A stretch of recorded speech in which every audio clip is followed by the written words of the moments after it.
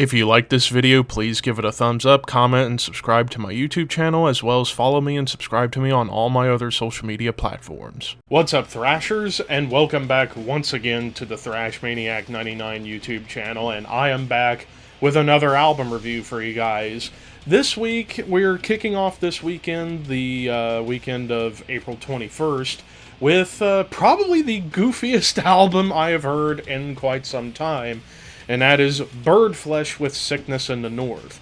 So this is the band's 6th studio full-length. These guys have been around since 1992, and periodically will release something, and, well, very humorous crossover slash thrash metal slash grindcore, like a hybrid of like classic thrash, crossover thrash, and grindcore, with little moments of death metal and black metal on certain tracks, especially when it comes to certain riffs and rhythms and beats and so on and so forth. Now, I had only heard of Birdflesh by name because of my friends over at the Thralls of Metal talking about these guys quite a bit, and I thought, well, maybe I should give them a chance at some point. And then when I saw a new album of theirs was coming out this year, I thought it'd be the perfect time to check them out for myself, and I was not prepared for the comedy that this album was able to project. Now, of course, when it comes to grindcore, it's kind of hard to review a grindcore album when you have songs that go between 30 seconds to 90 seconds, because it's like you have to try and pick and choose certain things that really stand out whenever you're dealing with grind, because grind is just all about the ferocity, just short riffs and blast beats and just craziness. But with this band, they're able to, like I said, mix in classic thrash and crossover thrash to the point where the grind elements are mostly in the blast beats whenever they pop up. But kicking things off with Gore Spring pretty much tells you what this album is all about when it comes to combining punky energy with thrashy onslaught and grindy intensity, kind of mashed all together. And there are a few songs on this album where you do get some guitar leads. Granted, they're mostly like squealy dive bombs, but you do get little moments of shred. Like in Gore Spring, you get a little shred lead with a hint of melody. Meanwhile, then you would get into Mongolations of Desolation, which has a more dive bomb lead.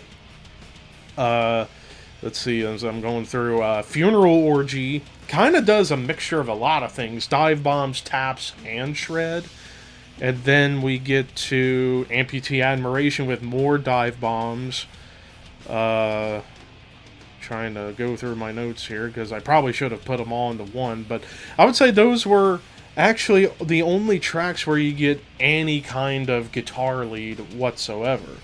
Meanwhile, as far as like where songs get a little bit different, it's like I said, pretty much like I would say about 85 to 90% of this album follows kind of a similar formula, but it's a great formula of mixing crossover thrash energy with some classic thrash metal riffs and grindy intensity with the blast beats and some guitar riffs there, here and there.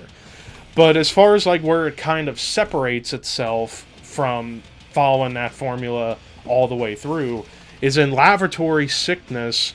You get like pretty much, it's almost like thrash metal with blast beats. Not so much grindy, it's still very thrash oriented as opposed to grindcore.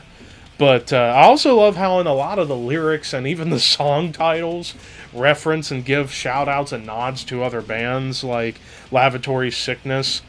Opening lyrics, World of Shit, Pain Divine. That's Morbid Angel song titles right there. Hammer Smashed Japanese Face.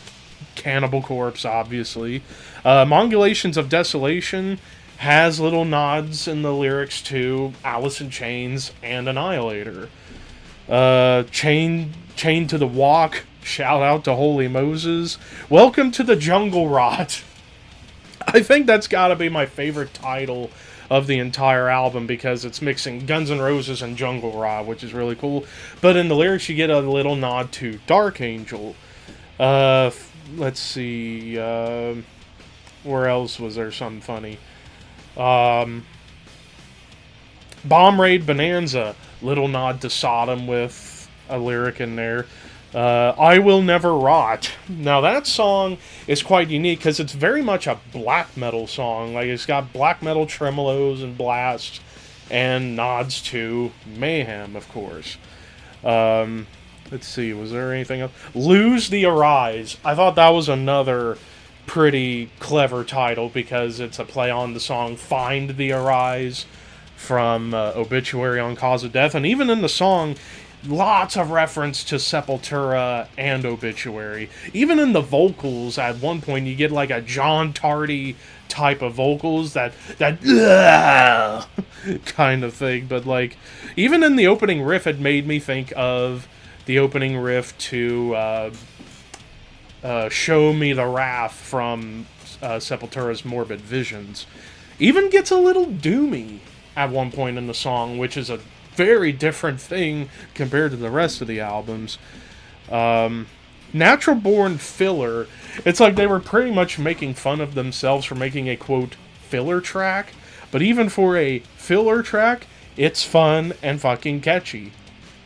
Fat Pigs, that song itself feels more like almost like a bluegrass or a country song without a guitar sound, and there's not really much anything else apart from the ending when the guitars do pick up and you get drums, but there's even a flute in the song, which it's like, yeah, they're definitely going off the rails on a lot of these ideas.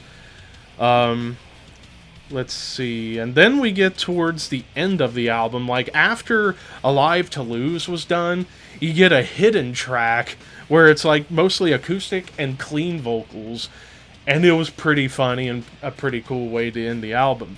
But as far as like even in other parts on this album where they kind of jump around genres, like Mongolations of Desolation, that's almost very much a death metal song because you got more death metal rhythms and riffage going on in there.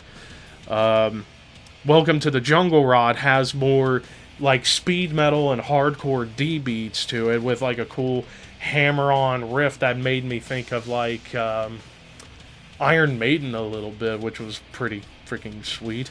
Megalomaniac, kind of like a balance between like hardcore speed metal and black metal a little bit. Even in Funeral Orgy, it's more hardcore punk, but then you do get some black metal sections on there as well. Let's see, Bomb Raid Bonanza kind of starts off similar to a Morbid Angels song with the tremolo riff and the way the groove and the beats going. Made me think of Morbid Angel. And then, of course, like I said, I Will Never Rot, very much a black metal song, but done in like over a minute.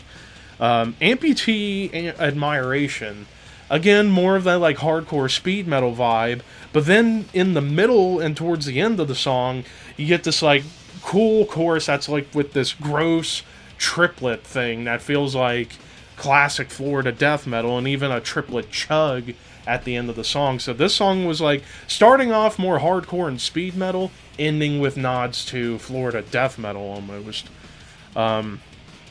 Let's see, and then we get into One Tooth Misery, which was 19 seconds, and I like how the beats and the tempo shifts. Like, it starts off with a nice groove, then it gets into a hardcore D beat, then it turns thrashy, and then ends with a blast beat. It's like, let's just go through every beat we can go through in 19 seconds.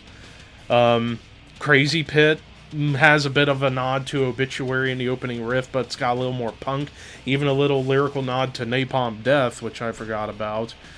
Pedophile Pal, that song almost made me immediately think of like Municipal Waste. Like, I could hear in a lot of these riffs a lot of like Municipal Waste on here, which is kind of fitting considering I would say Birdflesh and Municipal Waste have similar tastes in humor, like dark humor, gross humor, and it fits perfectly well. All Inclusive, that song has a lot of different elements going on even in a short amount of time. Brings back black metal in the beginning, then it turns more hardcore in the middle, and then even at the end, gets a little melodic too, which was really, really sweet. But yeah, it's like a lot of these songs. And then one particular song, Chainsaw Frenzy, that's like an all-encompassing extreme metal song, and you get guest vocals from Matt Harvey of Exhumed, which really worked perfectly with this song.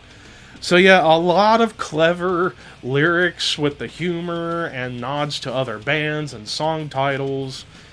And excuse me.